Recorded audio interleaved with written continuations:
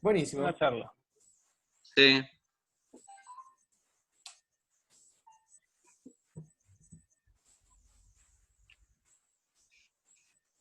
Bueno, si quieren, ¿se me escucha bien? Sí. Bien. Si quieren, yo puedo arrancar con lo que yo puedo mencionar, de lo que yo puedo hablar, desde el lugar que ocupo en la editorial de la Universidad Nacional de General Sarmiento, en donde presentar este libro, Notas Maricas, cobra sentido a partir de la respuesta que podemos dar a una pregunta que es: ¿por qué la universidad publica este compendio de notas y entrevistas de Facu Soto? Es una respuesta que al principio parece compleja y al mismo tiempo es sencilla, y que tiene adentro un montón de otras preguntas, como ¿qué tipo de libros publica una universidad? ¿O para qué publica una universidad?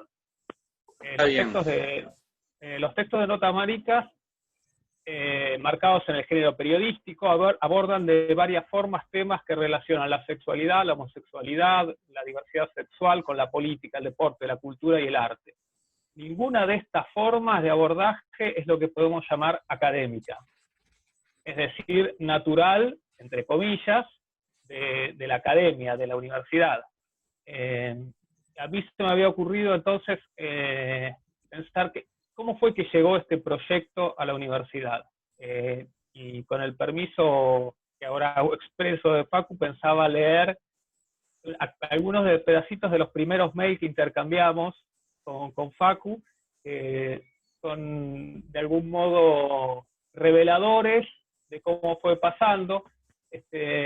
Facu se acercó a la editorial a mediados de 2018, yo creo que estaba cursando la diplomatura en Géneros y Políticas y Participación en la UNS, y eso supongo fue lo que facilitó que él se acercara a traer una propuesta, que no era el libro Notas Maricas, era otro libro, otro proyecto que tenía Facundo, que es un gran juntador y promotor de proyectos, que era un libro sobre literatura queer, lo que él llamaba literatura queer, que había trabajado en función a una serie de entrevistas con escritores, y vino a la oficina, charlamos un rato, y después él me mandó esos materiales por mail, y le pegamos una leída, no solo yo, sino que consulté lo que uno hace en una universidad, que es consultar a los colegas que entienden y a los investigadores que entienden en el tema. Entonces le respondí a Facundo. Esto lo voy a leer, si me permiten. Facundo, hola, espero que estés bien. Anticipo una franqueza casi ruda, pero bueno, es para que nos entendamos con claridad, siempre con cariño. Lo que te comento es un mix de las observaciones editoriales a las de investigadores en temas de literatura y género. El tema es en cierto sentido controvertido, y está de moda, o sea que hay un público para eso. Pensar que uno puede definir un género literario por la identidad sexual de autores o personajes es discutible. Nosotros no publicamos habitualmente libros de género de entrevistas de tono marcadamente periodístico. Esto significa que nos interesa aún más, porque permite ampliar los públicos. Y después yo le hago una serie de comentarios sobre las entrevistas en las que le digo que están algo dispares, que algunas tienen más contenido de color y otras no, que tendríamos que trabajar ese libro para avanzar, ese proyecto de libro para avanzar hacia lo que podría ser un libro, y le digo, bueno, espero tus comentarios para ver cómo seguimos, abrazo grande. Facu me respondió 3 días después y me pone: Andrés, buen día y mil gracias por tu sincero mail. Las primeras entrevistas de este libro las empecé en 2012, y como todo cambia, tenés razón, me dice, habría que trabajar el libro para que quede bueno, etcétera, etcétera. Pero me dice, pero ¿cómo lo gay, queer, LGTBIQ despierta interés? Se me ocurrió enviarte otro libro, con mis artículos y entrevistas realizadas para el SOI de página 12.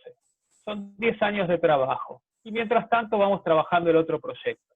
Volviendo al libro de las notas de SOI, podríamos pensarle un nombre. Dice. A mí ahora se me ocurre Textos Queer. ¿Qué te parece? Mil gracias, un abrazo. El libro en algún momento obviamente pasó a llamarse Notas Maricas. Yo no me acuerdo bien cómo se definió eso, creo que se le ocurrió a Facu, pero lo importante es que cuando llegamos al nombre ya estábamos trabajando en equipo.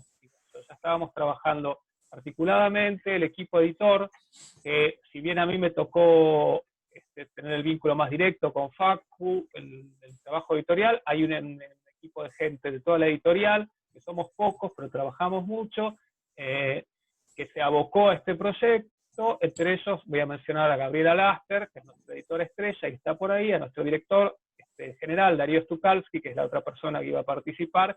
Finalmente decidimos que estuviera en representación de la universidad. Y una cosita más, nada más, y después abrimos el diálogo, porque quedó pendiente la pregunta, que es, ¿pero por qué la universidad publica esto? Y entonces yo quería referirme ahí un segundo a el título 1, Misión y Organización Institucional de los Principios Fundamentales del Estatuto de la Universidad, que se reformó hace poquitito, en 2017. Yo tuve la oportunidad de participar del proceso de reforma, y ahí define que la Universidad de General Sarmiento es una institución de educación superior cuya misión es la creación, la construcción, la enseñanza y la comunicación de conocimientos de manera crítica, democrática, a partir de sus actividades de formación, investigación, promoción del desarrollo y promoción de la cultura. Y los derechos humanos son el marco político, ético y normativo y fundamental de la universidad. Su salvaguarda, desarrollo, promoción e implementación son los fundamentos del despliegue de sus actividades, así como de su relación con otros actores. La garantía del derecho a la educación universitaria de todas las personas sin distinción ni discriminación alguna. El respeto por las diferencias personales, garantizando la integración de todas las perspectivas enmarcadas en los derechos humanos, la promoción de una perspectiva de género transversal a todos los ámbitos, estimulando su abordaje institucional a través de propuestas curriculares, orientaciones de investigación y la implementación de políticas que impulsen el respeto de todas las manifestaciones de identidades de género y las orientaciones sexuales dentro de la universidad. Es decir, ese es el mandato institucional que tiene la universidad y, por lo tanto, el que determina las políticas editoriales en la universidad. Y por ese lado es que a nosotros nos pareció sumamente interesante poder editar o reeditar estas notas, generando un nuevo proceso de lectura y de comprensión alrededor del concepto también de disidencias, que fue un concepto que fue apareciendo también, si bien estaba presente, que lo fuimos definiendo y fue apareciendo más al final del proceso editorial. Y estaría bueno hablar un poco de eso. Pacu. Bien. Bueno, buenísimo. En relación al primer libro que hablabas, tiene que ver con una investigación que fui haciendo paralelamente a las notas de SOY, de Página 12 y de otros medios que colaboraba, como Sentido G, la revista Gente Rara de Venezuela y Gays Más Art de España. Por la vorágine del diario, que no es una revista, algunas notas iban quedando para ser publicadas, algunas notas eran muy grandes, como me acuerdo una de Pablo Pérez, que todo lo que quedó afuera eran como 20 páginas, y me parecía que era muy rico, porque era como una especie de perfil de su vida, del escritor Pablo Pérez, que escribió Un año sin amor, entre otros, donde es un diario, uno de los pocos diarios y uno de los pocos testimonios de la época del HIV-Sida, pero que representaba en esa época con todo el estigma. Entonces, bueno, se me ocurrió armar un libro con el eje de la pregunta si hay una literatura gay queer, cuáles son las reglas. Bueno, ese libro es el primero que le pasé a Andrés, y es el que en algunas cuestiones, como todo va cambiando y bastante rápido, algunas cuestiones quedaron medio como desfasadas, como que habría que volver, me parece, a hablar con estas personas, porque seguramente piensan algo por ahí distinto. Y este segundo libro, el que sí vio la luz y la publicación, Las Notas Maricas, me gustaría empezar contándoles sobre el título, ¿no?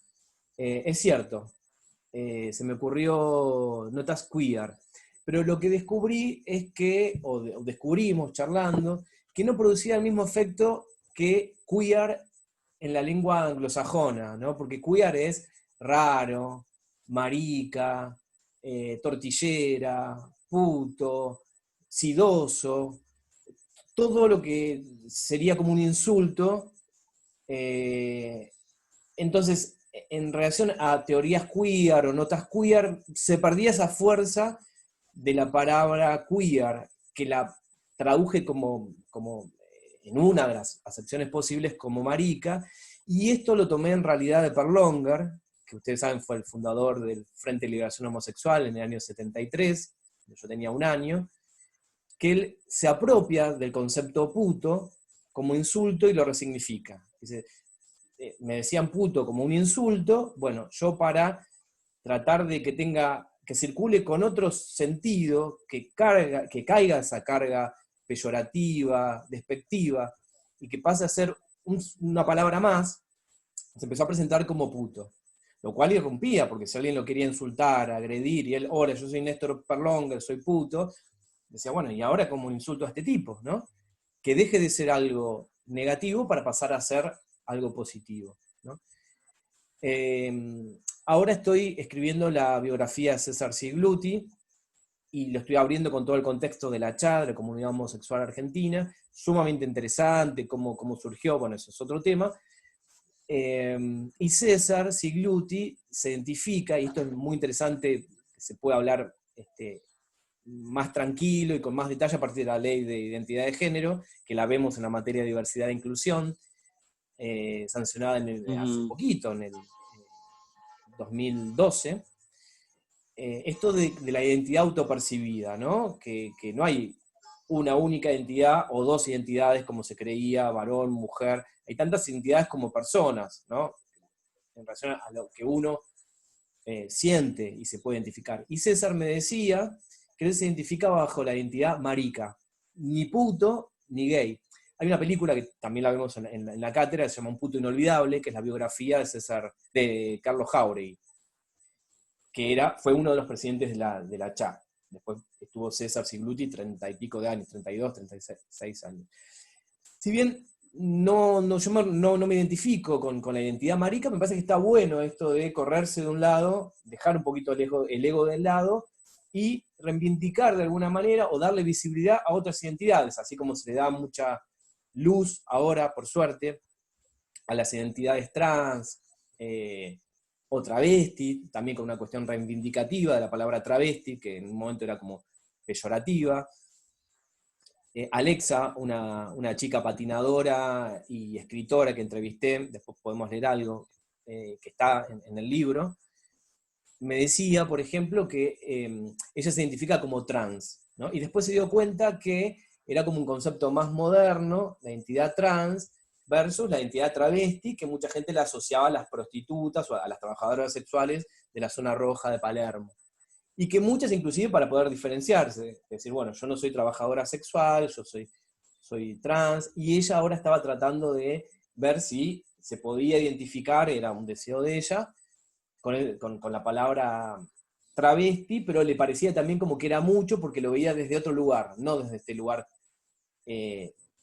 como muchas personas lo ven o lo asocian con el tema de las trabajadoras sexuales, sino que ella lo identificaba con Diana Zacayán, bueno, con Luana Berkins, con un montón de travestis que fueron pioneras, luchadoras, y me queda poco grande la palabra. Entonces, con esto quiero decir que la gama de identidades es enorme. César Sigluti dice, no gay, porque lo asocio con una cultura de gimnasio, una cultura clase media, una cultura más bien yankee, no puto, no sé por qué, sí marica, con esto que él en algún momento también recibió como insulto, y que a él le gusta esa identidad que, si quieren podemos hablar, y él tiene su definición, y cada persona que se autopercibe de determinada manera, la define como le gusta. Y esto me parece que es lo interesante de estas categorías que intentan no categorizarse, ¿no? Como lo queer, que tiene que ver con la no identidad, con un fluir permanente en una búsqueda para no quedar apresado o encasillado, porque a medida que uno, sobre todo cuando es de afuera, ¿no? Te nombran con algo, uno ya queda como encasillado con esa fijeza, ¿no? Entonces, bueno, Notas Maricas me parece que remite un poco a eso, a darle identidad a una identidad que queda como menospreciada, para que pueda tener su propio vuelo. Hay muchos chiques no binarios que les gusta esto de monstra, de marica, y que busca ese efecto también como de desestabilizar un poco, ¿no? Como, bueno, a ver qué quiere decir, me parece, ¿no? Bueno, no quiero aburrir, así que me calmo un poco. No, es medio gramsciano eso, ¿no? Tiene que ver con lo subalterno, con Claro, la idea de resignificar, de apropiarse de una construcción de sentido con la que no están de acuerdo, y que a mí me parece que es lo que es interesante en muchos de los artículos, o casi todos, de Notas Maricas, que es esa relación de dialéctica entre lo normal, lo normado, lo heteronormado, por el sistema capitalista androcéntrico machista, y la disidencia que, como dicen varios de los autores que estudian esto, como Facundo Sachs, por ejemplo, o Sachs, que nunca termino de saber cómo se dice, que tiene que ver con el corrimiento, con la disidencia como un movimiento constante para oponerse a esa norma que trata de claro. atraparte. Y lo queer, señalan también varios en relación con eso, es como que en un momento la norma lo metió adentro, se lo comió, y hay distintas formas de ir saliéndose. Hay muchas entrevistas que juegan con eso, me parece que están buenas. Sí, y se los puede encontrar en distintos ejes, ¿no? Tenemos el eje de deportes, el eje político, el eje cultural, digamos, en todo ámbito se puede encontrar estas disidencias. Pasa que en No, algunos como que no lugares falta. quizás se los encuentra de Sí. manera más manifiesta, más explícita, como puede ser en el arte, en algunos casos, y en otros de manera más solapada, más metaforizada, como puede ser en el ambiente del deporte, al menos que se configuren espacios exclusivamente de visibilidad como una acción política, ¿no? Que es un poco la impronta del libro también, ¿no? Tiene que ver con eso. Sí, a mí me pareció muy, muy interesante realmente el libro. Me gustó mucho, como yo te anticipaba, te decía, es uno de esos libros que uno empieza a leer, termina y dice, bueno, a ver cómo sigue, a ver cuál es la próxima historia. Y realmente es un libro para recomendar. Me parece también muy jugada la tapa, muy interesante, aquellos que han propuesto una etapa que, bueno, un poco convencional, ¿no? Digamos. Eh, y rescato de todo esto, bueno, vos trabajás en la facultad en una materia, diversidad e inclusión, que tiene la posibilidad justamente de eso, de pensar cómo se hace visible las miles de posibilidades, las diversidades, hablar en plural me parece, ¿no? Claro. Y como una migración de historias que pueden ir y venir. Como un inconveniente acá, un pequeño inconveniente, ahora voy a tratar de resolver y vengo de nuevo. Bueno, yo mientras tanto les cuento un poquito lo que decía Marcelo sobre la tapa. La tapa es Nubecita, una persona de género no binario que entrevisté, que está en el libro, salió en el SOY de página 12, y es muy interesante porque ella, ¿no? Hace activismo gordo, esto de que, bueno, estamos rodeados y bombardeados de fotos, publicidades, películas, donde hay historias buenas, quizás, contadas con cuerpos hegemónicos, rostros hegemónicos, géneros binarios, ¿no? Y bueno, la idea política de Nubecita era romper con eso. Y bueno, orgullosa, ¿no? Lo opuesto a la vergüenza es el orgullo, decía César Sigluti, de su cuerpo, ¿no? Y es muy interesante el disco que ella sacó, todas las canciones hablan de metamorfi, ¿no? De la comida, y estuvimos analizando en la entrevista canción por canción, donde cada canción hace una alusión a alguna cuestión sexual, siempre relacionada con la comida, con el placer de la comida, Y con esto de bajar un poco los decibeles de la mirada del otro, que está ahí acechando, marcando los límites de hasta dónde uno debe comer para tener una silueta que supuestamente agrade y caliente o genere placer en el otro, ¿no? Es muy disruptiva y me parece muy jugada también la propuesta de la facultad, ¿no? De poner esta etapa, me parece que es genial, ¿no? Me parece que en eso estamos totalmente alineados, ¿no? Cero académico Sí, también, ¿no? Y me parece que está buenísimo ese camino donde vamos. Con la UFLO Ahí, también, ¿no? O sea, con la agregamos, materia, por eso estamos acá los tres, ¿no? Como alineados en poder cambiar un poco, y como diría la Butler, Judith Butler, hacer que la vida sea un poco más vivible, ¿no? Este tiempo que estamos acá, no perderlo en discriminar, en hacer bullying, o digamos, nos ponemos a pensar todo el tiempo que se pierde sufriendo y tratando de reparar estas heridas. Si uno pudiera avanzar por el camino de su deseo, de lo que lo motiva o la motiva, sería muchísimo más el tiempo que empleamos para disfrutar la vida, para hacer algo por el otro, y no tratar de sanar estas heridas que no tienen mucho sentido, no tienen ningún sentido, ¿no? De burlarse del otro y hacerle daño porque es diferente siempre a una norma, a una hegemonía, a un sistema heteropatriarcal obligatorio, ¿no? que es diferente a la elección sexual, heterosexual, homosexual, pansexual o lo que sea. Esto digo como sistema hegemónico, como un sistema obligado, ¿no? Como un régimen obligatorio, como dice Monique Wittig. sí, si déjame, bien dale, Andrés, dale. no iba a reconocerle la foto a Sebastián Freire, que es quien la Claro. tomó, para que quede claro, y si querían leía también un pedacito de lo que decía Nubecita en la Dale. entrevista, o que dice en la entrevista de Facu, que le pregunta por el tema del cuerpo, y ella responde: el drag me ayudó a esto. Yo nunca tuve mucha incomodidad con mi cuerpo. La incomodidad partía de afuera y quería cambiarlo. Eso nada más para que... Bueno, yo quiero rescatar la memoria de Andrés. Es Funes el memorioso, ¿no? Ven que no lee, yo iba a leer, pero él no lee, y tiene todo el libro en la cabeza. No, hago trampa. Tengo muchos monitores.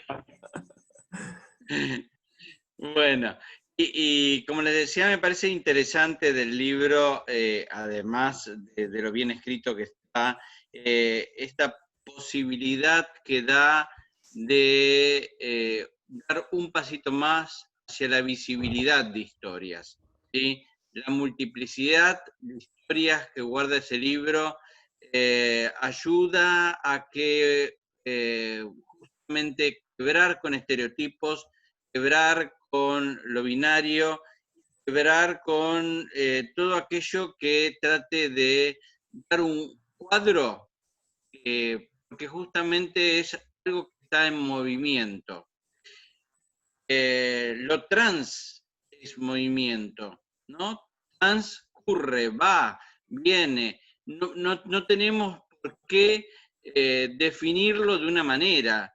Lo dificultoso de la libertad es eso, justamente, que existe siempre la necesidad, parece ser, de una taxonomía. A ver, ¿dónde lo ponemos? ¿Cómo lo clasificamos? ¿No? Como si los sujetos fuésemos objetos, más allá de que hasta podríamos cuestionarlo por qué clasificamos los objetos de una determinada manera. Los objetos se supone que no sienten, pero los seres humanos sí sentimos, y esto de quedar clasificado dentro de una taxonomía es justamente, muchas veces son historias de dolor, donde se vivió la falta de respeto, donde se vivió vulnerabilidad, derecho, a ser quien quiere ser, a estar donde quiere estar y permitirse mostrar quien realmente siente en ese momento en particular. No quiere decir que tenga que ser siempre de la misma manera, ¿no? Ese esa es la riqueza del libro, ¿no? Mostrar el espectro del arco iris en todas sus posibilidades. Asombrarnos porque la diferencia está, porque la diversidad está, y porque justamente visibilizarlo permite dar un pasito más hacia iba a decir el respeto. Me parece que hoy ya podemos dar un pasito más. Creo que el respeto, si bien todavía la sociedad sigue teniendo prejuicios, si bien todavía hay derechos que no están dados, creo que la diversidad es más allá del respeto. La diversidad es un valor. Y cuando hablo de valor, es justamente la posibilidad de colocarlo en un lugar, habitarlo desde el lugar de que sea diferente, el otro no es algo que puede serlo y tiene derecho, es algo que elige, puede, enriquece. La riqueza y el valor de la diversidad. Eso es para mí lo más importante, ¿no? Claro. Que la libertad nos lleve a la diversidad.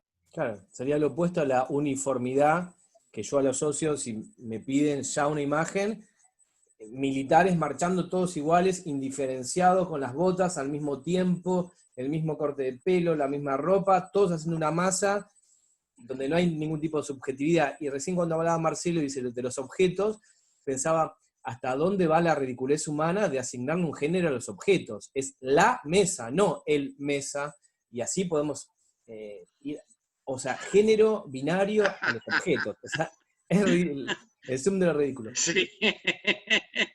Lo que estuve pensando... Una mesa travesti. Claro, sí, sí.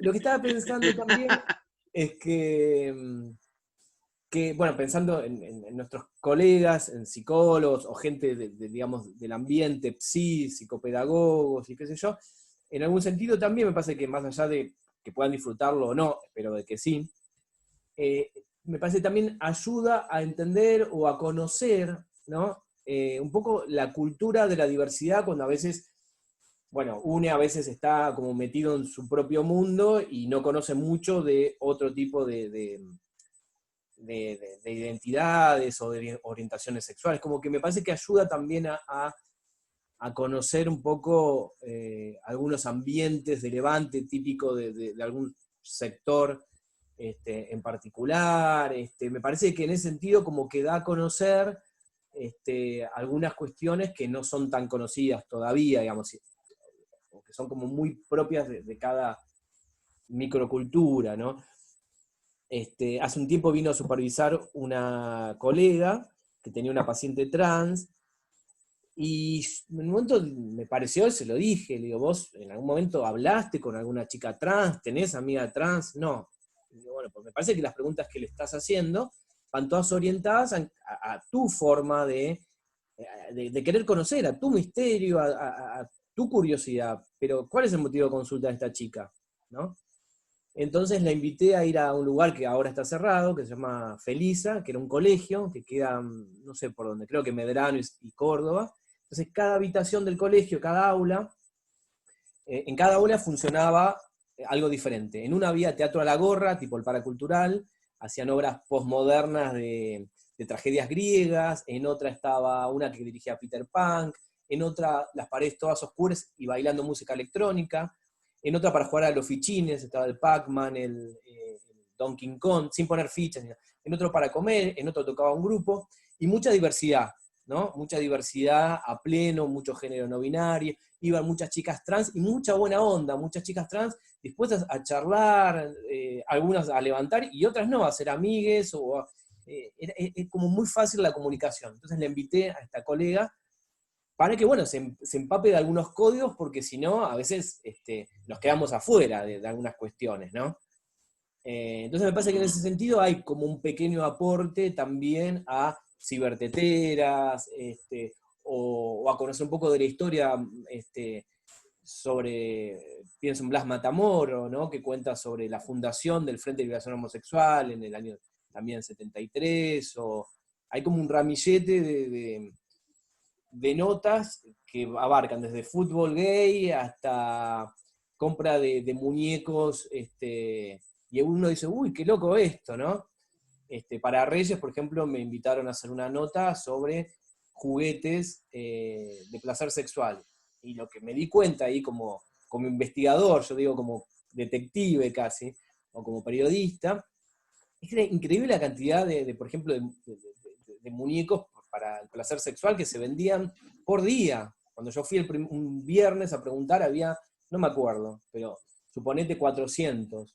Cuando voy el lunes para terminar la nota con el chico que vendía en el sex shop, quedaban 5. Y él me decía, bueno, lo que pasa es que la gente no anda diciendo, me compré tal juguete para mi satisfacción, y cosas que uno va descubriendo, ¿no? Que la mayoría eran hombres y mujeres que compraban un muñeco para, bueno, tienen que leer la nota. Pero digo, es interesante también como para conocer un montón de intimidades, ¿no? De placeres que circulan, que cada placer es particular y personal, digamos, pero hay muchas cosas que no se dicen. Y me parece que a veces está bueno esto de visibilizar algunas cuestiones también, ¿no? Yo creo que lo interesante ahí del libro es que el abordaje que hace Facu, que es lo que a mí primero me gustó, ya conocí algo de las notas de él, es un abordaje sumamente natural, que es lo más normal que tiene que pasar, porque no hay nada de antinatural en todas esas personas que están entrevistadas e involucradas. Pero, como dice Facu, no siempre vemos, o como decía Marcelo también, no siempre vemos al distinto, al diferente, al que tiene hábitos o conductas o modos de sentir placer distintas como algo natural. Siempre está más accesible el chiste o la burla o el asombro. Y Facu tiene, yo que escribí en la contratapa, algo de liviano, de etéreo en ese sentido, pero es como que un viento que se cuela por ahí y nos permite mirar esas cosas que algunos conocemos, algunos no. Yo salgo tampoco ya, Facu, que ni te imaginás, pero que con un tono natural. Entonces es una entrada que no es violenta, que no es, que si bien es muy disruptiva, es sencilla de abordar. Acá me preguntaban cómo se abordan las niñeces, ¿no? Hay una entrevista a Gabriela Mansilla, ¿no? Que es la mamá de la primera niña trans, Luana. Y sí, siguiendo la línea de lo que dice Andrés, es cierto, cuando fui para entrevistarla, bueno, empiezo a describir el lugar, que uno pueda meterse en el contexto, ¿no? Y lo que podría decir así, digamos, a grandes líneas, es que por suerte se empiezan a escuchar las niñeces, ¿no? Se empiezan a escuchar el sentido de poder creerle, de poder tomarlas como una persona, que es lo que son, ¿no? Son lo que son, soy lo que soy. Y esto ustedes saben que las identidades trans, por ejemplo, una de las cosas que nos vienen a decir es que no se decide, pero sí se sienten, ¿no? Estas identidades. Y frente a lo que uno siente, no miente, el sentimiento es lo más genuino de uno. Yo ahora puedo sentir lo que sienta, y eso no miente, ¿no? Entonces, bueno, poder escuchar, ya sea el dolor, las necesidades, los juegos que quieren jugar las niñas, ¿no? Y no imponerle nada porque supuestamente tiene determinados genitales o tal otro, ¿no? En relación a esto, otra cosa que les puedo adelantar, digamos, sobre todo para esta persona que está interesada en esto, es que ustedes piensen que el tema de los géneros se van construyendo mucho antes de la percepción de los géneros binarios, digamos, ¿no? O esto de hombre y mujer, de los sexos biológicos, digamos, ¿no? Y esto lo podemos estudiar en el libro Yo Nena, Yo Princesa, o Mariposas Libres, o cualquier libro en principio, ¿no? De Gabriela Mansilla, para después comprobarlo en la clínica o donde sea, ¿no? Y esto de darle la palabra a las niñas o prestarle atención, creerles, me parece que es alucinante, que es propio de nuestra era, que es algo tan obvio como muchas otras cosas, que de tan obvio se pasa por arriba, ¿no? Con esto de perspectiva de género, ¿qué queremos decir? Bueno, igualdad de derecho para todos, no el hombre sobre la mujer, el blanco sobre el negro, el hombre sobre el niño, no. escuchar, a ver qué nos decía Luana. Le gustaban las películas de princesa, le gustaba La Sirenita. ¿Por qué obligarla, como lo obligaron más de 12 psicólogos, ¿no? A que esas películas no las tenían que ver.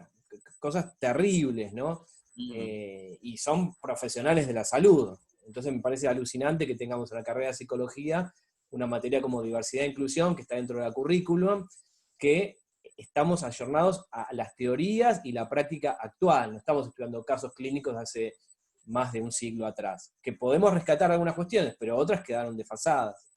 Entonces, en ese sentido, estamos las dos universidades alineados en eso, ¿no? Uh-huh.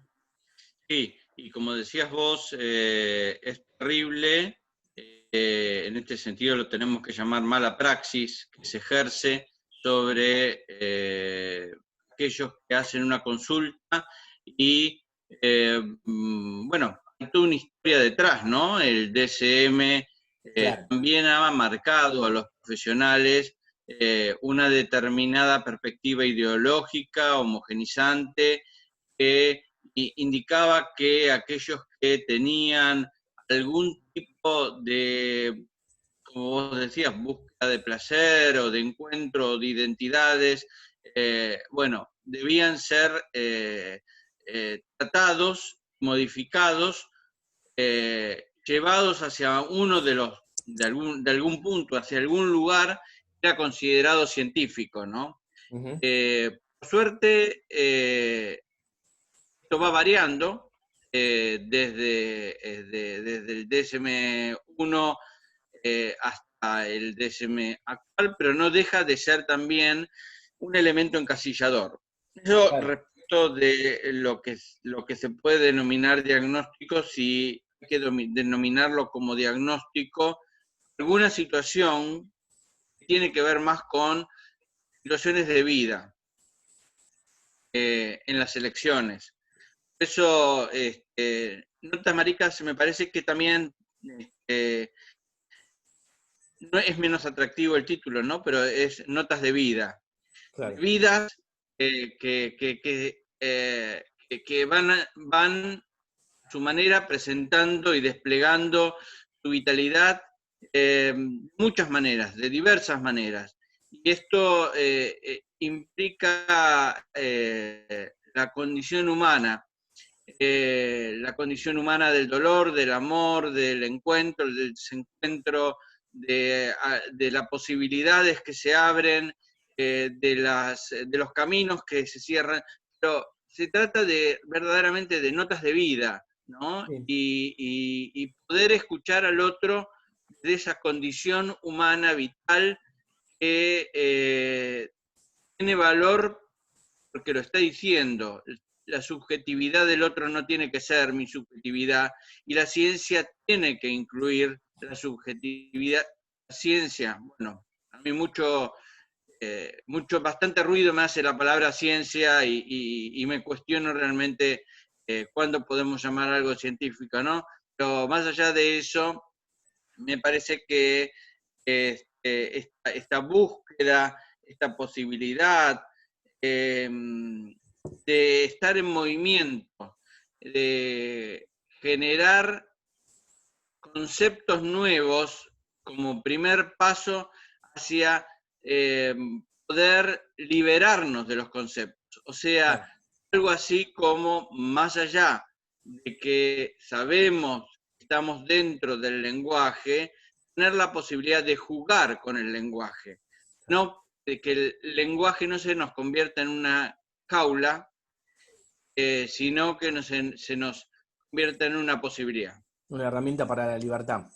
Y en esto de escuchar, Una herramienta para la libertad. Claro.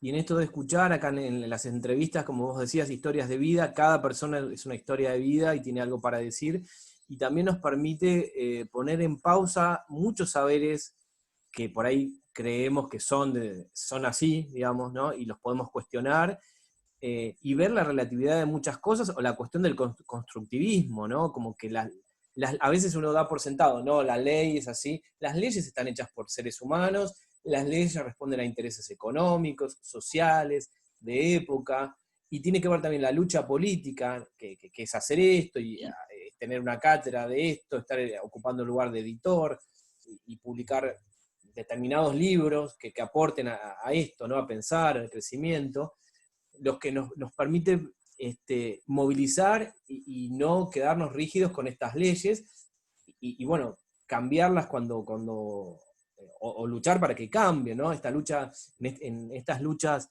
o estos colectivos LGBT, lo que se ve es eso, ¿no?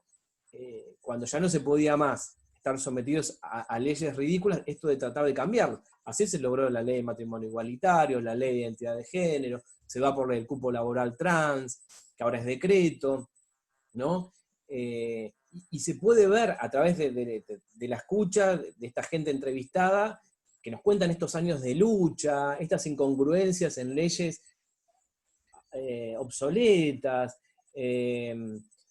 Creo que hasta el año 92, por ejemplo, la Asociación Psicoanalítica de Buenos Aires, creo que es 91, 92 o 93, no aceptaba a personas alcohólicas, y en el mismo estatuto, psicoanalistas homosexuales o psicoanalistas lesbianas, por ejemplo.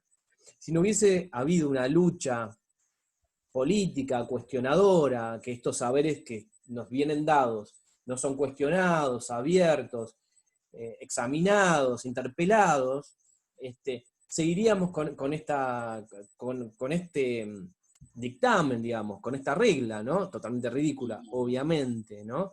Que por otro lado también, digamos, no es que está todo resuelto, por otro lado sigue funcionando de alguna manera, ¿no? Digamos, hay matrimonio igualitario y sigue habiendo discriminación y crímenes de odio y un montón de cosas, pero bueno, es un avance, ¿no? Y detrás de cada avance siempre hay una lucha política, me parece, ¿eh? Exactamente. No debemos, Totalmente. no debemos ser inocentes en creer que se da porque sí, sino que es justamente una fuerza que ha puesto determinado grupo para que las cosas ocurrieran. Yo les hablo a mis alumnos en psicoterapia, ¿no? Porque empiezo trabajando y desestructurando, y a veces pongo el ejemplo de la Raulito.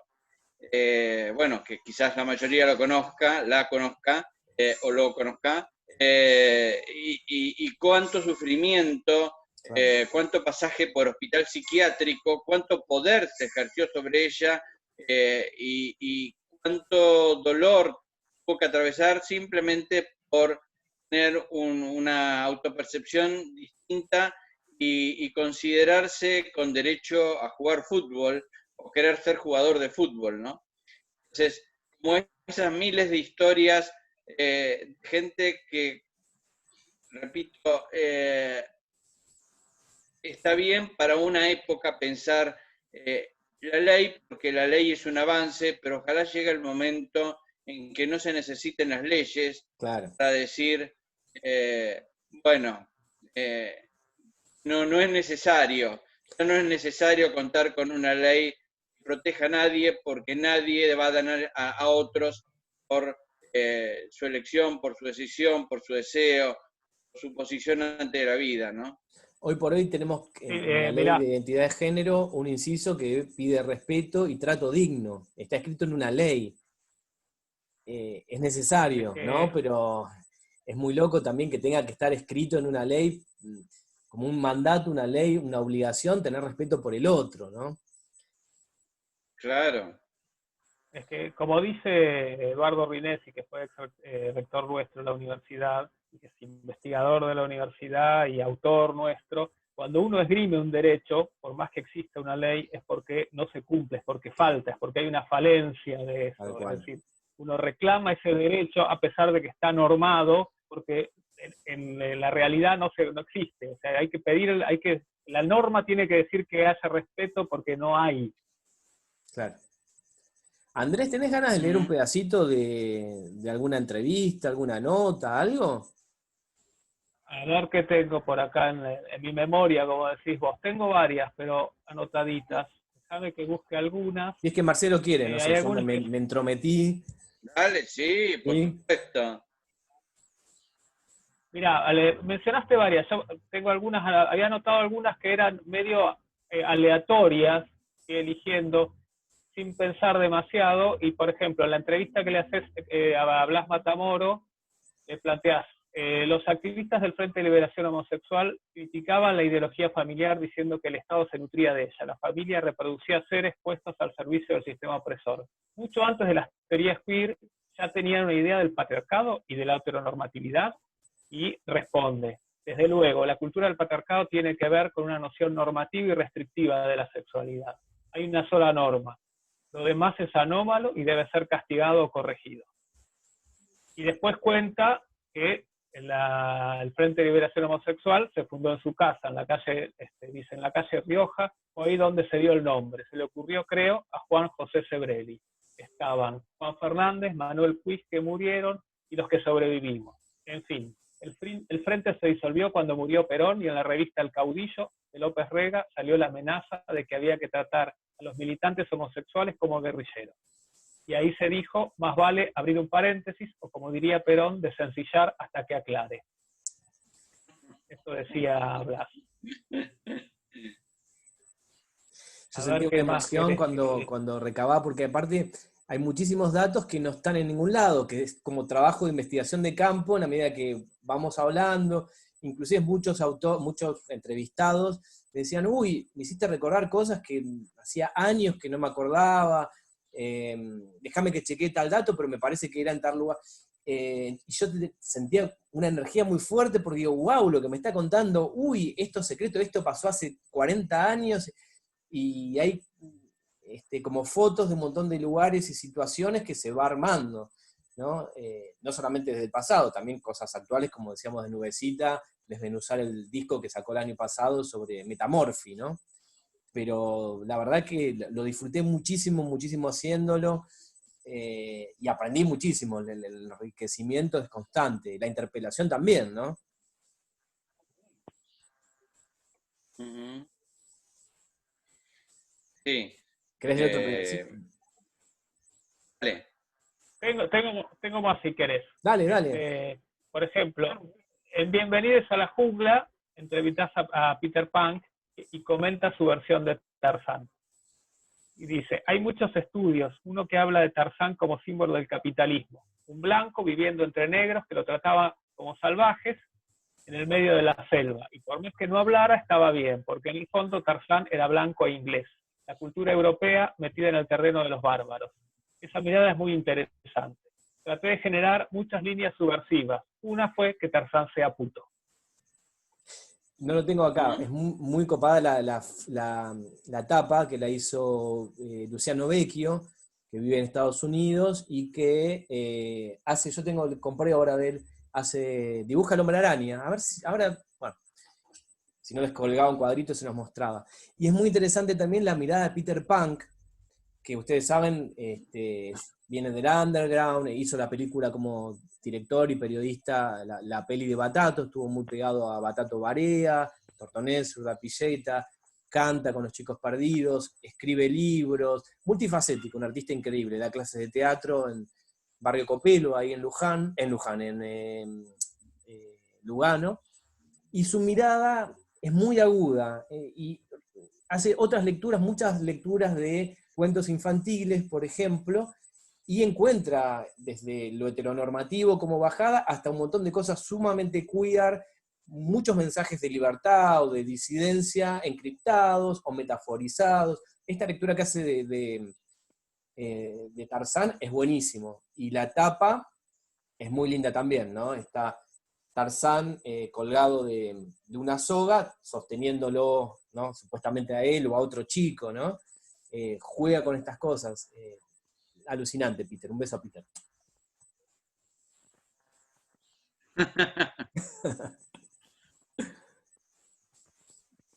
¿Vos tenías preparado algo para leer, Marcelo? ¿Marcaste un pedacito o no? No, yo no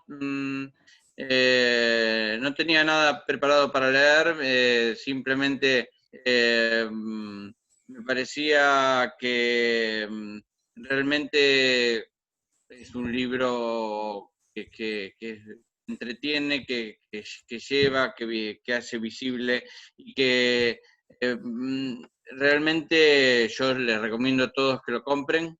Así hacemos un poquito de publicidad.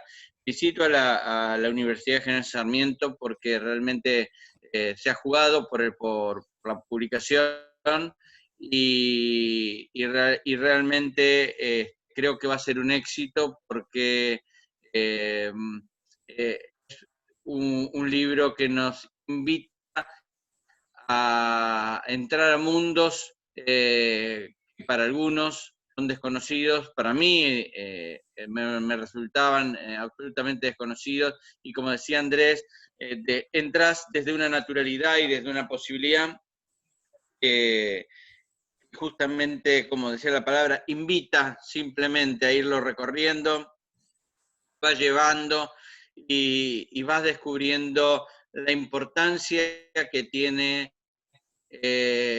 día a día, es parte de esa lucha, la tuya también, la histórica, la diversidad presente en todos los ámbitos. Así que nos parece que si hay algo que decir es te felicito por el libro, te felicito por la trayectoria, y porque quizás sin darte cuenta estás formando parte de aquellos que algún día te entrevistarán y te preguntarán, ¿cómo hiciste para escribir ese libro? Sos parte de la historia de esa defensa, de esa lucha política por la diversidad. Bueno, muchas gracias. Sí, y en eso que decías de tratar todo el tiempo, ¿no? De ver modos de vida particulares, ¿no? Recién así, pasando al libro, vi un boxeador conocido en su época, que vive en Entre Ríos, que vive con una chica trans, ¿no? Y bueno, Sí. nos contaba cómo era vivir en un pueblo, y él se puso la camiseta de la diversidad y protege a las chicas, y está bueno, digamos, ¿no? Que dé la cara, que cuente, porque también, digamos, está bueno conocer distintas formas de vida, ¿no? Uh-huh. No sé cómo venimos con el tiempo, ¿quieren que lea un poquito de algo? ¿Quieren que sigamos charlando? ¿Tenemos que cortar? Lee algo. Dale. No sé qué puedo leer. Del autor al lector. ¿Cómo? Del autor al lector. El autor actor, ¿te acordás de eso? Podemos hacer un juego que alguien me diga un número y la que sale, sale.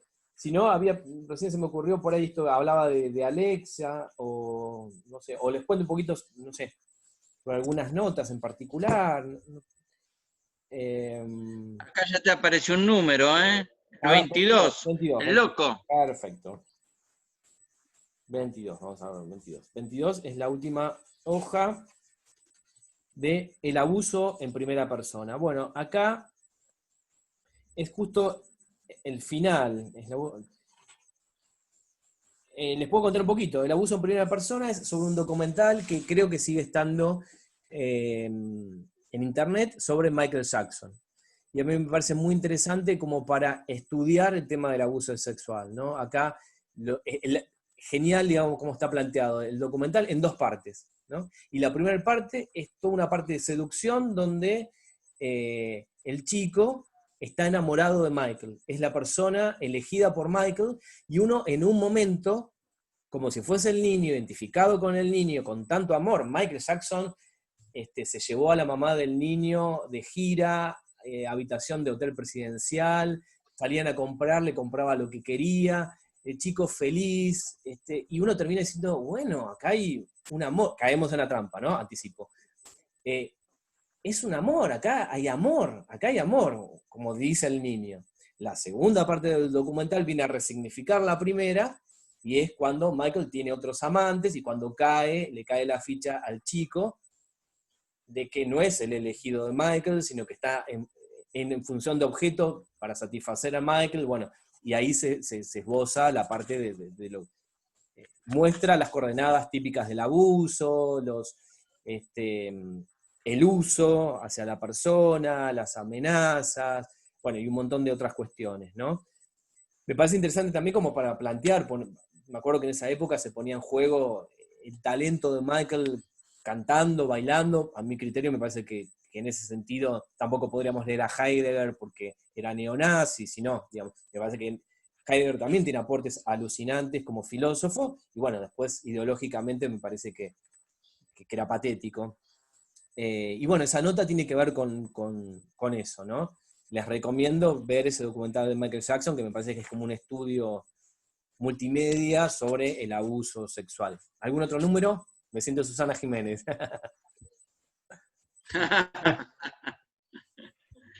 A ver. A ver qué aparece. El número 22, ya está. ¿Algún otro? Marce, ¿algún número? Y vamos hacia algún alto. ¿Cómo? Algún otro un poquito más alto, quizás el 40. El 40, vamos al 40. Si cae justo en el principio, leo, si no, les comento. Bien. Bueno, les puedo comentar porque es largo. Los últimos días de Mishima. Lo que les cuento acá de Mishima fue para, la nota la publicamos en página 12, el 28 de noviembre de 2014, se cumplía el aniversario de el harakiri que se hizo en Mishima, que reconstruye, Sí. claro, reconstruí con unos videos que yo tenía cuando ISAT pasaba unos documentales que no están por internet, y bueno, después lecturas de libros de él, etc. El harakiri, que ustedes saben que es que se clava el sable de izquierda a derecha, y después un discípulo le tiene que cortar la cabeza. Es un ritual que se hace, que tiene que ver con el suicidio, o se hacía, esto fue en el año 71, ¿no? Y bueno, cómo toma Mishima el pabellón, que es donde estaba el primer ministro, algo así como el presidente, en principio en pos de recuperar las tradiciones perdidas, que esto también tenía que ver con toda la cultura del samurái, de una amistad muy homoerótica, que en el caso de él estaba casado, tenía hijas, y a la vez tenía un amante que se llamaba Morita. Lo que no se cuenta en muchos lugares, pero pude encontrar esa información, es que él pidió que su cuerpo y el de Morita estuvieran juntos en el mismo féretro, y lo que reivindicaba, haciendo una lectura a lo Peter Pan, digamos, un poco más aguda, era recuperar esta cosa que no se vivía como homosexualidad, así como los griegos tampoco, pero sí de un amor entre hombres muy fuerte, que también tenía connotaciones claramente sexuales, como una cuestión establecida que después, con la apertura de la isla del Japón, y la cultura yankee, ¿no? Y McDonald's y Coca-Cola, que acá tomé una rica Coca-Cola. Coca-Cola con café, está buena.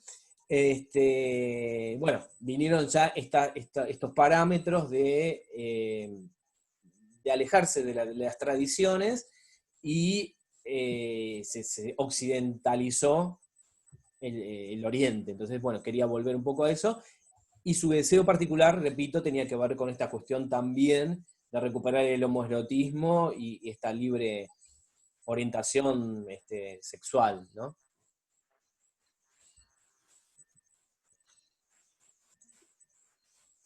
Sí, es muy interesante además este deseo de él, ¿no? De finalizar su vida. Por lo que recuerdo de esa historia, la muerte de él no fue inmediata, además. Una vez que se clava el puñal, no logra terminar todo el ejercicio y pasa muchas horas de sufrimiento, lo cual implica una decisión realmente muy apasionada, ¿no? Respecto de lo que es la vida y lo que es la muerte. Creo que además convoca a todos los soldados Sí. A que lo vean. Sí, sí, y ahí también Así estaba esta que, cuestión de Morita, sí, de la disyuntiva de, bueno, cumplir con el deseo de su amante, que sea él el que lo decapitara, y a la vez esta sí, cuestión antinómica de decir, bueno, tengo que matar a la persona que amo. Y me parece que esa contradicción fue la que hizo que fuera todo un desastre, que charco de sangre, tripas, y al final él no pudo, tuvieron que decapitarlo otra persona, fue toda una cuestión, como vos decís, sumamente complicada, tal cual.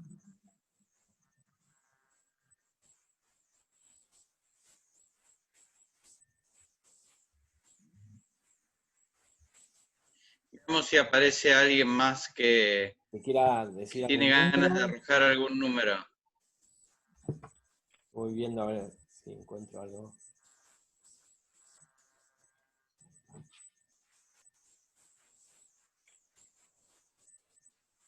¿Tiraron algún número? No, todavía no aparece.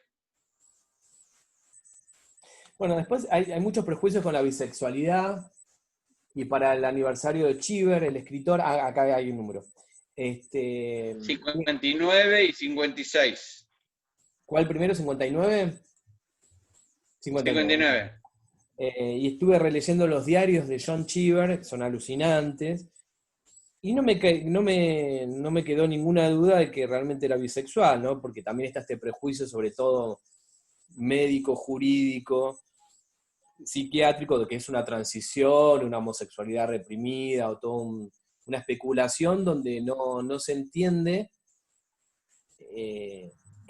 a la persona bisexual, ¿no? Se le quiere proyectar o se la quiere hacer encasillar en algo, una teoría a priori o un prejuicio de la persona que lo está interpretando, ¿no? Cheever en sus diarios cuenta sueños eróticos con mujeres, cuenta escapadas que tenía, a su mujer la amaba, escapadas que hacía al puerto para estar con marineros, y gozaba tanto, por lo que él cuenta en sus diarios, con un hombre, con una mujer. Lo sabemos que en los sueños uno no puede mentir. Tenía sueños eróticos con una camarera que le gustaba mucho.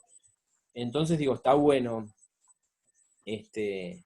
leer y informarse. Fuerte también, es la autohistoria. Les leo el primer párrafo. Pasaron 35 años desde el comienzo de la última y más sangrienta dictadura militar argentina hasta que el testimonio de Valeria Ramírez fue escuchado.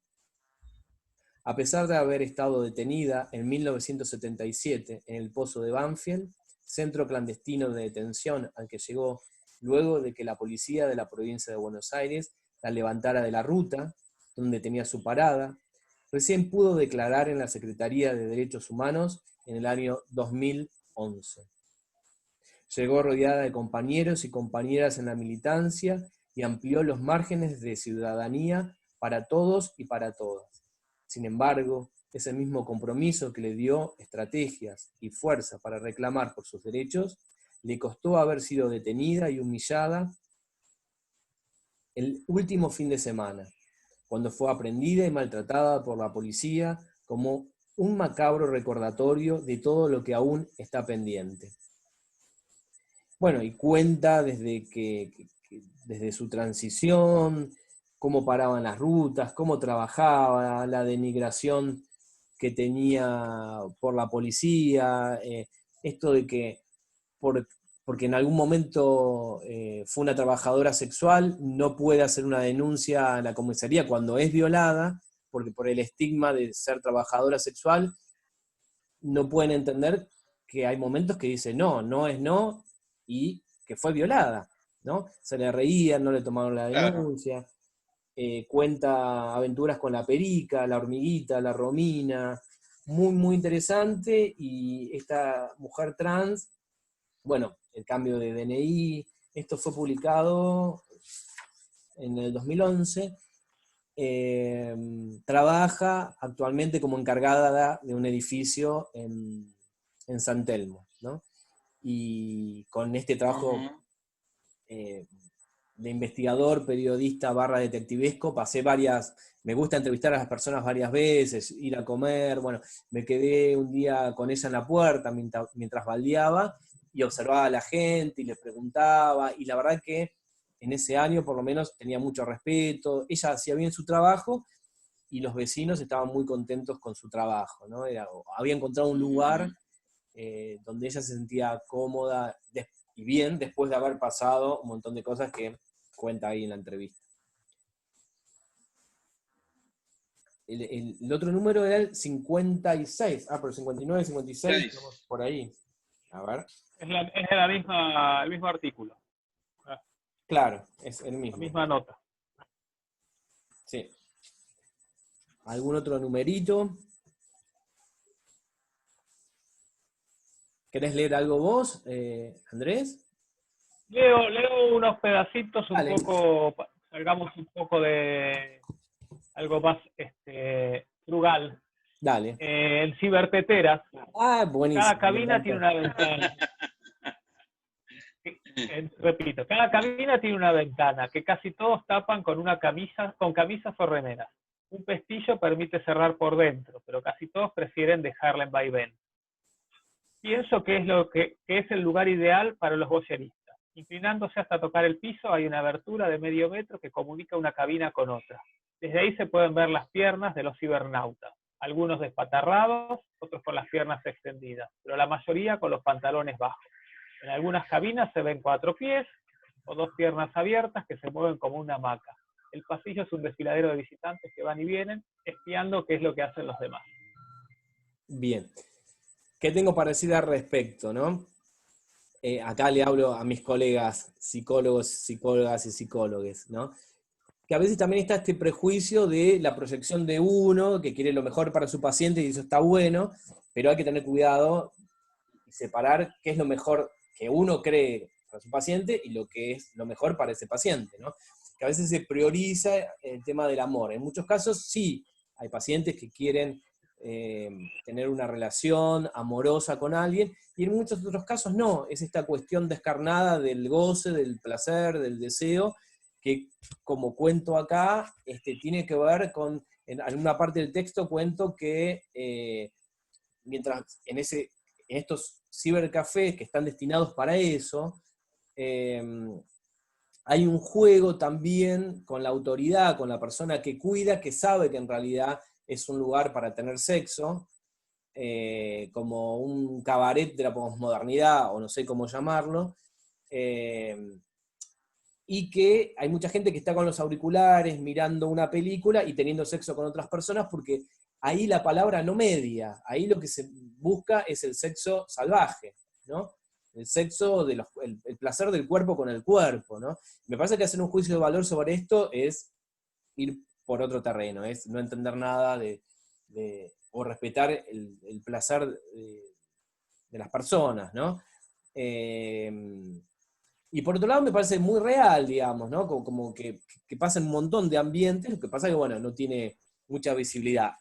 ¿Te acuerdas qué página es, Andrés? No, pero ya lo buscamos. Creo que está por adelante. Sí, está por adelante. ¿Te acordás, Marce, no? No, buscar en el acordarme la 93. página. 93. ¿Cómo? 93. 93. 93.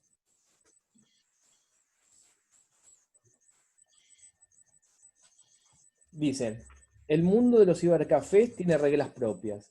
Un modo de girar bajo techo y sentado. Con pantalla, pero no tan virtual. Suerte de chat, pero en vivo. Muchos prefieren los cibercafés antes que el sauna. ¿Por qué será? Esto cuando digo un modo de girar bajo techo, hago alusión al Chile callejero típico de los años 80 y 90, que en la biografía de César lo trabajo mucho. Es muy interesante ver cómo la avenida Santa Fe y Porredón, por ejemplo, y hay un montón de lugares en provincia, que de día funciona de determinada manera, ¿no? Con determinados negocios, determinada cultura, y de noche se transforma como si fuese la Cenicienta, en otro barrio totalmente distinto. Y era un típico lugar de encuentros y de levante callejero, donde no había en esa época, en los años 80, celulares ni estas plataformas de contacto. Entonces el encuentro, tampoco había muchos bares y lugares, era el encuentro callejero, ¿no? Que los códigos eran con la mirada. En esta era cibernética, sigue habiendo un encuentro con mirada, pero mediado con pantallas, en un cibercafé, ¿no? Va cobrando otras dimensiones.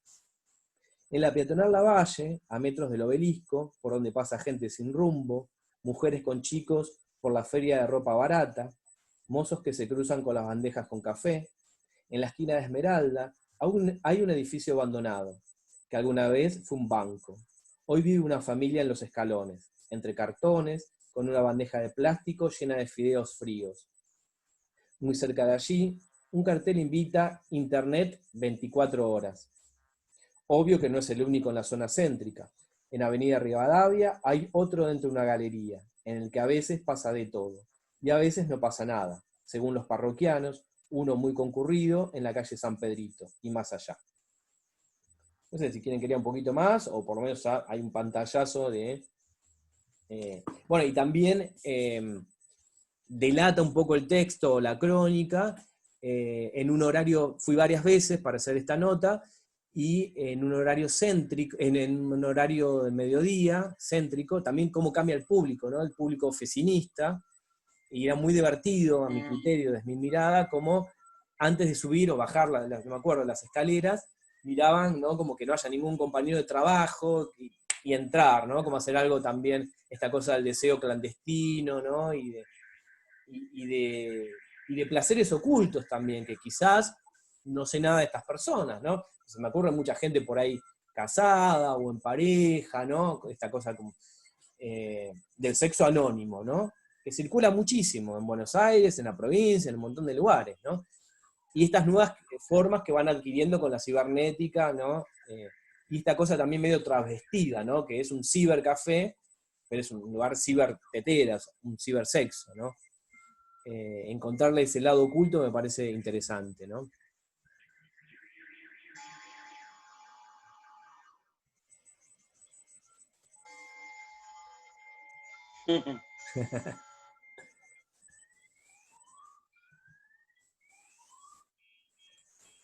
Y así van transcurriendo las historias, ¿no? Digo, que nos llevan de un punto a otro, desde el silencio, el ocultamiento, como vos decías, mirar para un lado, mirar para el otro, que no nos descubra el compañero, que no sepa qué es lo que yo hago, hasta historias completamente abiertas que, como vos decías, que se presentaba como marica, ¿no?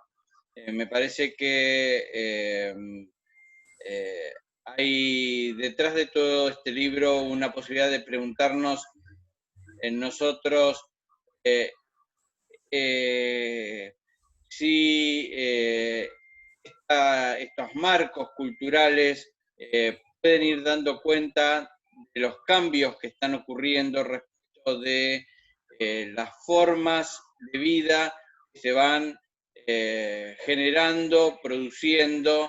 También la pregunta respecto de cuán,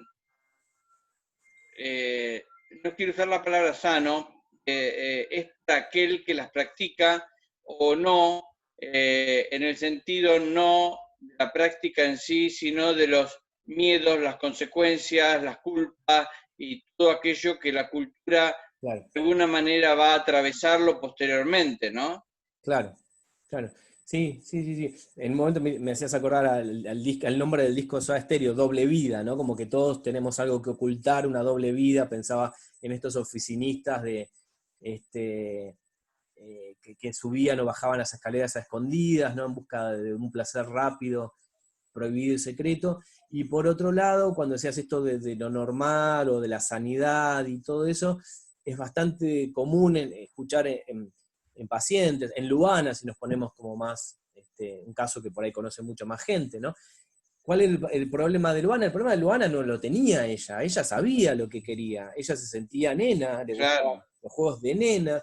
El problema es de la sociedad que no lo entendía, los psicólogos que le decían, tenés pito, tenés que jugar como varón, tienen que cerrar bajo llave las películas de nenas porque él es un nene, y le tienen que repetir que él es un nene. El problema lo tienen los demás, no uno, ¿no? O en algún momento, bueno, cuando los demás están adentro de uno, de alguna manera, ¿no? Comiéndonos la cabeza, como decías, Marcelo, llenándonos de culpa.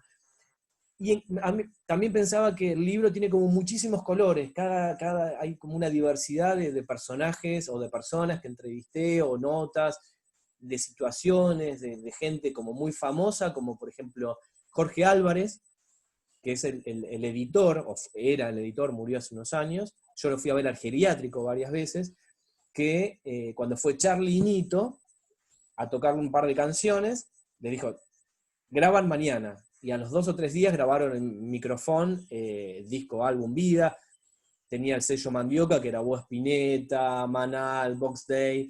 En su sello como editor, a Manuel Puig, David Viñas, Ricardo, bueno, me olvidé el nombre. Bueno, un montón de gente alucinante. Él era gay y bueno, me contaba, de cada uno rescato como algo, como una enseñanza, y cada uno que lo lea seguramente va a rescatar otras cosas, ¿no? ¿Qué es lo que me decía? Yo medio como que le decía, bueno, pero tu visibilidad, o su visibilidad, no sé si lo tuteaba, un hombre muy grande, en relación al activismo gay, ¿no?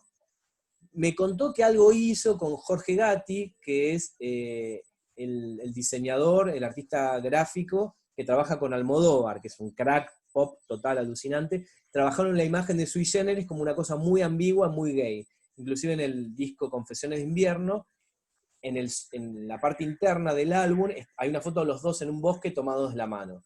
Jugaban con esa ambigüedad. Charlie no es gay, ni tampoco, pero sí ellos se prestaban para esta apertura. Y eso es un logro alucinante. Alucinante.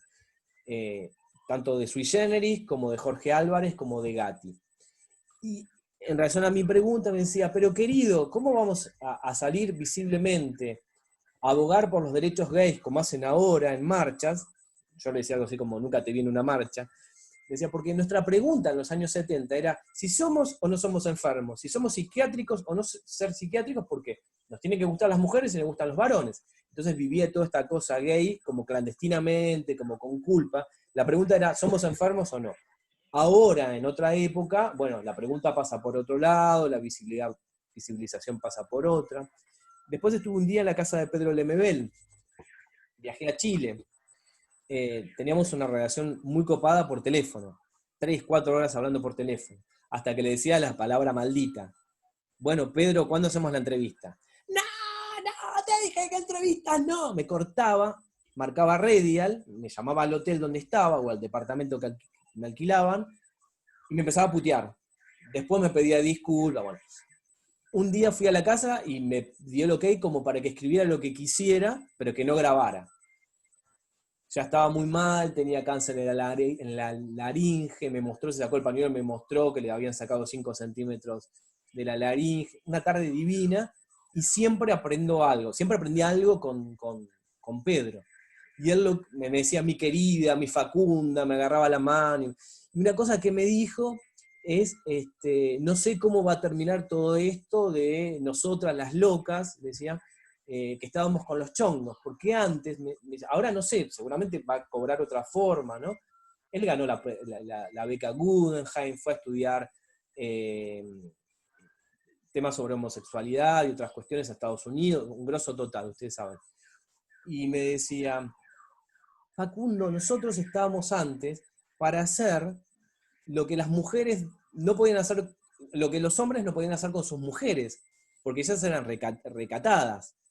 Entonces, sexo oral no, sexo anal no, y para eso estábamos nosotras, me decía, para hacer esas cosas clandestinas, ¿no? Otra mirada totalmente cero patologizante, una mirada como muy antropológica y social del tema, ¿no?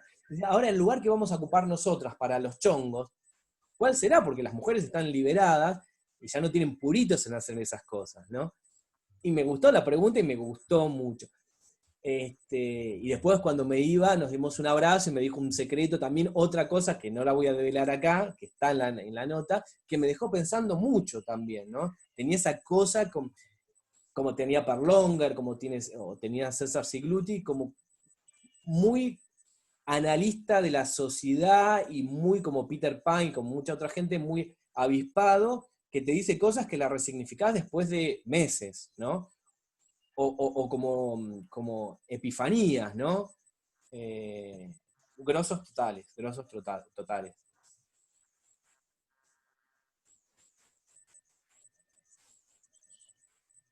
¿Algún número? ¿No hay números? ¿Quieren tirar un numerito más? Y les leo un poquito, si no. Después, bueno, tengo que admitir que todos tenemos prejuicios. Entrevisté a la hermana Mónica, una monja, con cierto prejuicio, porque era una monja, y en realidad una monja que hizo un montón de cosas alucinantes por las travestis. Ella decía, son personas, y como personas, a mí no me importa el género que tengan, cómo se autoperciban, y las monjas que buscaban ayuda en ella las ayudó, finalmente pudo hacer una casa para las chicas trans que no tienen casa, sin techo, en Neuquén, y lo valioso es que no las obligaba, a cambio de determinada ayuda, a que se vuelvan religiosas. Y esto lo comprobé hablando con otras chicas. Les leo el comienzo, si quieren. La hermana Sí. Mónica... hermana Mónica... Incluso creo que no les obligaba a que dejaran la prostitución. Exactamente, exactamente. No había un prejuicio de esto a cambio de esto otro. No, era puro amor, acá te cuidamos, acá te contenemos, tu vida irá por los caminos a partir de lo que te pueda ofrecer de este amor. Exactamente, exactamente. Y lo que yo aprendí ahí es que digo, bueno, esta estigmatización de identidad, que porque era monja iba a ser una persona obtusa, dictatorial, pues sabemos el ejército, la iglesia, bueno, era o es una monja disidente, una monja que un montón de monjas y curas no la pueden ni ver, que luchó y que va más allá, una monja punk en algún sentido, ¿no? La verdad que divina, divina. La hermana Mónica acaba de cumplir 13 años acompañando al colectivo trans. Empezó ayudando a una travesti que intentaba sobrevivir y salir de la prostitución y siguió en ese camino. La experiencia es escuchar el dolor de las chicas. Las dudas que me surgen se las pregunto a ellas, dice Mónica, que lo primero que reconoce es que de las trabas hay que ponerse a aprender. Lo primero que reconoce es que de las trabas hay que ponerse a aprender, así como yo aprendí de la monja. Yolanda, una cantante con los pelos dorados y electrizados, lleva un vestido de lentejuelas rojas. Sale corriendo del departamento de su novio, al que le llevó heroína, para buscar asilo en un convento. Es muy bien recibida por la comunidad redentoras humilladas. Este es el comienzo de Entre Tinieblas, la película de Almodóvar, que resulta tan kitsch como ficcional, pero la hermana Mónica parece superar la ficción. Una monja de las Carmelitas Descalzas que practica votos de castidad, pobreza y obediencia, desde hace 34 años. Y hace 13 cobijó por primera vez a una chica trans desesperada. Después fueron 2, y ahora son muchas las que llaman de todas partes del país y del mundo. Con un libro bajo el brazo, cuenta su experiencia. Espera inaugurar 12 departamentos donde puedan alojarse les sin techo. Tienen una casa donde se reúnen para tomar clases de costura, peluquería, computación, entre otros oficios. Acaba de cumplir 13 años de acompañar al colectivo trans. La experiencia es escuchar el dolor de las chicas.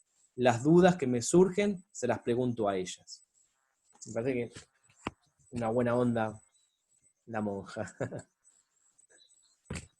Como vos Divina, decías, ¿no? Los prejuicios claro, nos atraviesan a todos claro. y la idea de vencer los prejuicios es partir de la pregunta, ¿no? De la pregunta de cómo quiere el otro ser llamado, ser nominado, cómo quiere el otro contar su historia, de qué lugar, y nuestra tarea de psicólogos es escuchar, respetar, comprender la libertad y aprender, por sobre todo eso, aprender a escuchar. Totalmente, totalmente.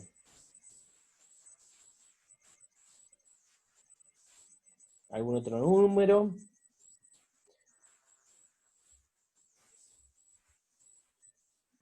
Tenemos Reconstruir los últimos días de Manuel Puig también. Murió en Cuernavaca, en México. Vivía con la mamá, un jardinero. Tenemos el auge del sexo tántrico también. Cuando uno habla de nuevas masculinidades, también es para hacer doble clic, es muy interesante porque hay muchísimos grupos de sexo tántrico, son como grupos de expresión corporal, meditación, expresión del cuerpo, que no necesariamente son personas gays, sino personas que disfrutan con el contacto del cuerpo masculino, de una persona denominada hombre hacia otro hombre. Entonces, bueno, cuenta acá Delfino en sus talleres, que mucha gente, digamos, en otros ámbitos no se permite esto porque son enseguida tildados de putos, homosexuales, etcétera, ¿no? Y cada uno llega hasta donde llega. Hay gente que necesita un abrazo, entonces caminan como en los talleres de teatro, expresión corporal, y hay personas que en nivel 1, contacto, caricias, abrazos, ¿no? Esto que queda como muy regado en la cultura heteropatriarcal, porque se supone que eso terminaría en otra cosa, ¿no? Y otros grupos que avanzan un poco más y llegan a hacer caricias a otro tipo de partes del cuerpo, y la diversidad de gente que participa en estos grupos también es reveladora, es interesante.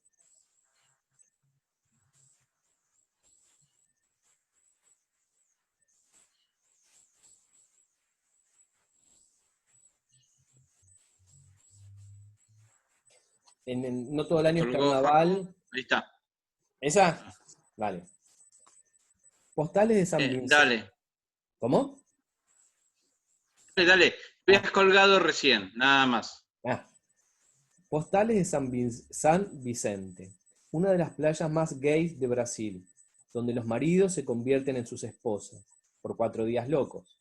Después de haber tomado clases de fotografía con el escritor punk sadomasoquista Glauco Matoso, dejé la ciudad de Sao Paulo para vivir el carnaval de San Vicente, la playa más gay del estado. Entre el olor de las cervezas, las caipiriñas y el meo de los borrachines, los garotos se paseaban con sus novias de las manos, con los vestidos de ellas puestos así nomás. Todo el año son machistas acá, me gusta verlo así a Joao. Yo misma le pinté los labios, dice Dalet, la novia de uno grandote, musculoso, de apariencia bien machote y barba, que baila borracho, levantándose el vestido blanco, casi transparente, y le pide picos a los chicos más lindos del parador de Cris. Más tarde, cuando lo encuentro haciendo pis detrás de una palmera, más allá está el mástil con la bandera del arco iris, le pregunto si es bisexual. Me dice que no. En Brasil todo el mundo tiene una aventura, y esto no significa hacer nada. Me da la mano y se aleja por la arena, moviendo las caderas, eructando y zigzagueando. Su novia lo espera con una caipirinha en la mano. Después de la medianoche, la plaza se llena de garotos que se paran frente al mar para masturbarse. Uno que se parece a Ronaldinho me dice que la policía no baja a la playa porque liberan todas las zonas en carnaval, para que se produzcan los encuentros sexuales menos, o los más, esperados del año, y que no es peligroso. Un moreno en cueros y con las bermudas a medio bajar está rodeado por 2 locos que se esmeran por satisfacerlo hasta el final. Al lado se forma otro grupo y más allá otro. Cuando me acerco, el moreno me dice que es hétero y que al menos una vez al año los garotos liberan las fantasías que acumularon durante todo el año.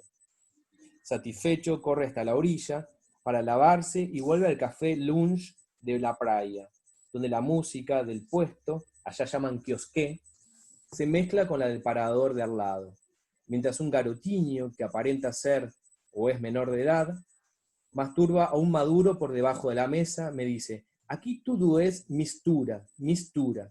La gente baila y canta con los brazos levantados. Yo soy normal, como si fuese el fin del mundo. Una crónica Forchi. Me llamó siempre la atención la ambigüedad, lo que pasa en Brasil. Brasil, me parece a mí, por todas estas cosas que vi, que es como muy liberal y esta cosa de no, de mucho placer y de no encasillarse ni de autodefinirse bajo ninguna categoría, ¿no? Me parece una sociedad muy, muy libre, ¿no? Yo vi hombres así con aspectos muy masculinos y qué sé yo, bueno, que eso no tiene nada que ver, la orientación sexual con la identidad, ¿no? Pero con miradas, cruce con otros hombres, estando con la mujer, y después, tuvo una cosa como muy bisexual, si se quiere, ¿no? Y muy libre, muy de esto, ¿no? Y a la vez me llama la atención el alto grado de travesticidios y de crímenes de odio que hay. Eso me llamó muchísimo la atención, es como una ambigüedad muy grande, que no le encuentro mucha explicación, ¿no? Ujú. Bueno, acá tenés un comentario de una persona de Brasil que dice: felicitarles por la organización de esta charla, la verdad que muy buena y quisiera que más gente de mi país la estuviera viendo. Interesante el libro, felicitaciones por el libro y gracias por esta charla. Saludos desde Brasil, Belo Horizonte. Buenísimo, genial.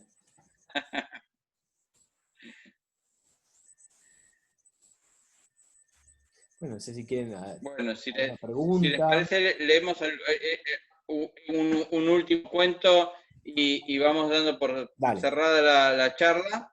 perfecto. A ver si...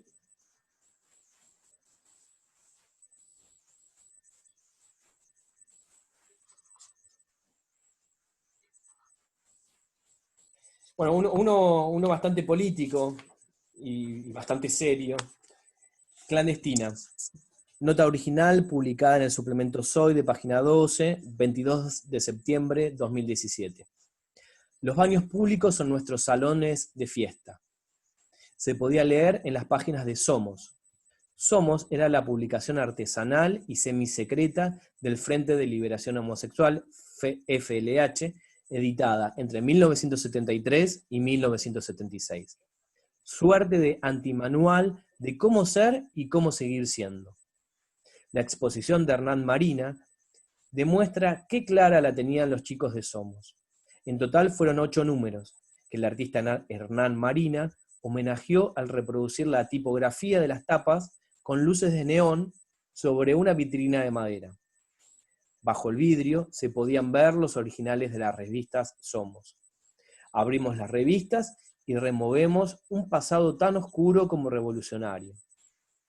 La producción era artesanal, y desde la tapa del primer número, con letras manuscritas, anunciaba su contenido: sexo y liberación.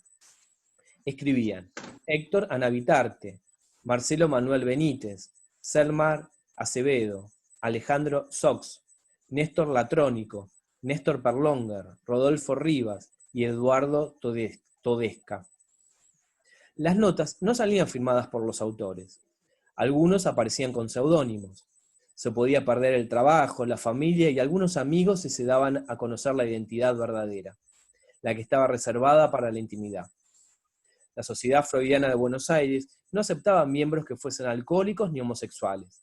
La consideraba una perversión, aun cuando Freud ya lo había desestimado en su teoría. Rodolfo Rivas escribió: los médicos tienen que desertar. En el número 2 de Somos publicaron la noticia: libreros detenidos por vender ejemplares de Manuel Puig. Solo Ángeles, el libro de Enrique Medina, Territorios, de Marcelo Pichón Rivière, La boca de la ballena, de Héctor Lastra, y de Buenos Aires Affair, de Manuel Puig, habían sido incautados y no podían exhibirse en librerías por obscenos. En esas épocas también empezaban a publicar la Unión Feminista Argentina, UFA, y el intercambio epistolar con el Grupo Homosexual de Barcelona, entre otros, hacía crecer el FLH, que ya tenía su réplica en Brasil con Glauco Matoso a la cabeza. Investigaban la situación de los homosexuales en Cuba, las cartas iban y venían con la comunidad del orgullo gay de San Juan de Puerto Rico y el FLH de México.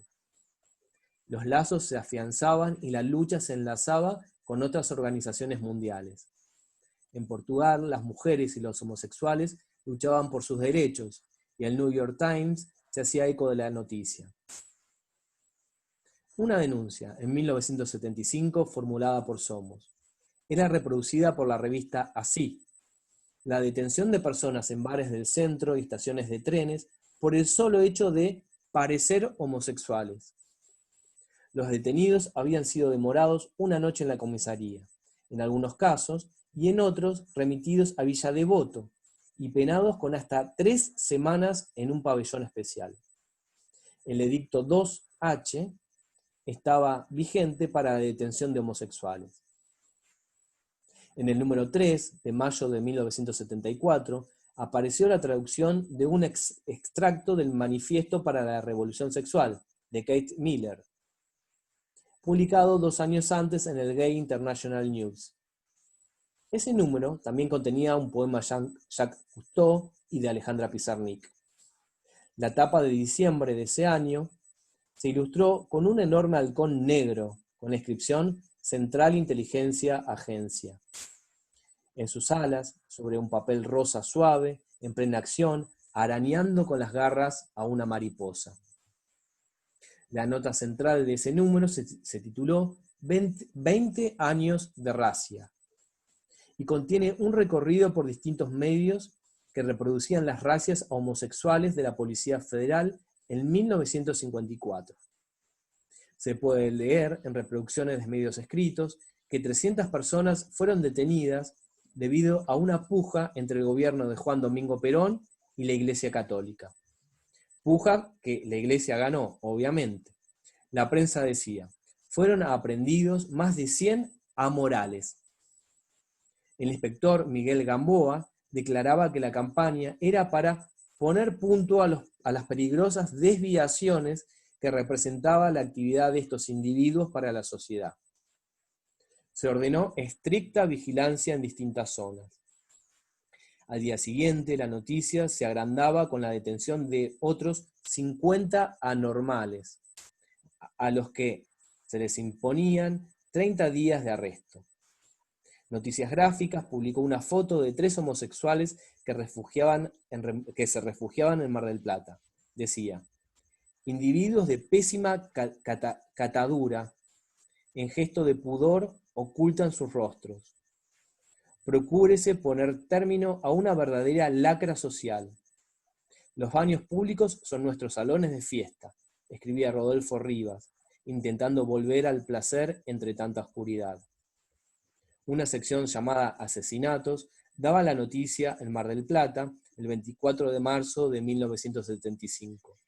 Un homosexual uruguayo fue asesinado a balazos y fueron detenidos otros 5 por ser amigos del fallecido. En el número 6 de Somos se reproduce un testimonio publicado en el Cronista Comercial el 5 de mayo de 1975. Una camioneta me llevó a la comisaría.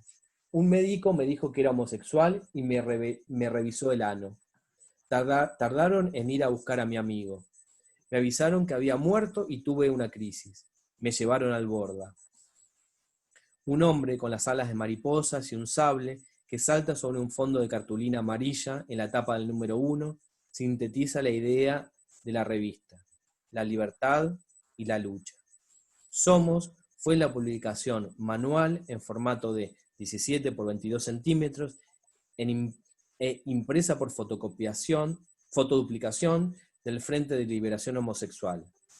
Se vendía en forma clandestina por 2 pesos o se distribuía en reuniones. Bien. Fuerte, Si les ¿no? parece, Relato, vamos cerrando esta presentación del libro y agradeciendo a Andrés, a la universidad que él representa, agradeciéndote a vos este aporte que nos has hecho, esta posibilidad también de hacer la presentación a través de nuestro Zoom de la UFLO y bueno, y a seguir produciendo, bueno. porque no es ni el primero ni el último libro, tenés varios y uno más interesante que el otro. Así que felicitarte y desear que sea un éxito. Buenísimo. Yo les agradezco a ustedes la posibilidad de poder hablar del libro y que se conozca y que nos enteremos de todas estas cosas que por ahí a veces uno naturaliza algunos logros y está bueno tener memoria de todo lo que pasó y toda la lucha, y gente que dio la vida, y gente que estuvo en neuropsiquiátricos por una orientación sexual, digamos. Es totalmente ridículo y vidas que se perdieron, ¿no? Por esto. Uh-huh. Bien. Gracias a todos. Andrés. Gracias, agradecerle a la UFLA por el espacio y a vos, Facu, por ser autor de la casa, y ojalá que sigamos pronto con algún libro nuevo. Seguramente. Gracias a ustedes. Un Bueno, abrazo un grande abrazo para todos. Hasta la próxima. y nos vemos. Chao. Chao. Gracias.